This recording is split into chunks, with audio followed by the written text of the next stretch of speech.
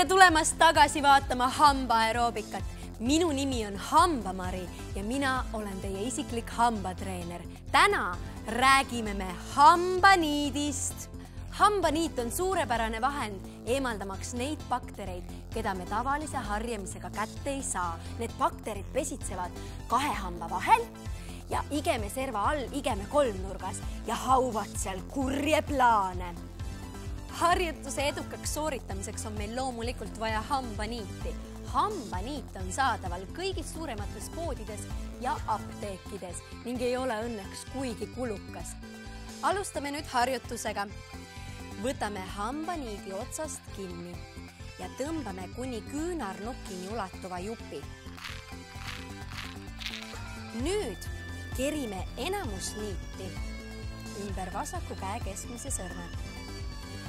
Ja vabaks jääva jupiga teeme ühe ringi ümber parema käe keskmise sõrme. Nüüd võtame pöidla ja nimetissõrmega hambaniidist kinni ja olemegi bakterite eemaldamiseks valmis. Võtame hambaniidi ja viime selle kahe hamba vahele ning hakkame seda sujuvalt edasi-tagasi liigutades mööda hambapinda allapoole suunama. Ei tasu liigset jõudu rakendada, sellepärast et siis me võime kahjustada igemeid. Nüüd keerame niidi ümber hamba ja libistame selle igeme alla. Seal on peidus need igeme haigusi tekitavad bakterid. Ja tõmbame need bakterid sealt välja. Ürime niidi uuesti alla ja teeme sama ümber teise hamba. Hops! Ja ups! Ja ongi edukalt üks hambavahe puhastatud. Nüüd võtame vasaku käe keskmiselt sõrmelt puhast niiti juurde ja mustaks saanud niidi keerame ümber parema käe keskmise sõrme.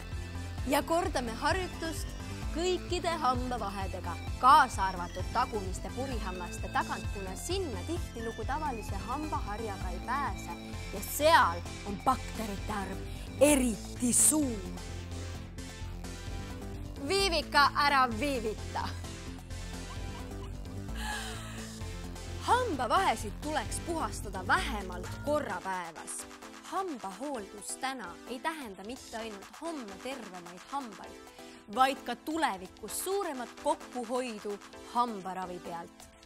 Mina olin Hambamari ja te vaatasite hambaaeroobikat. Nägemiseni!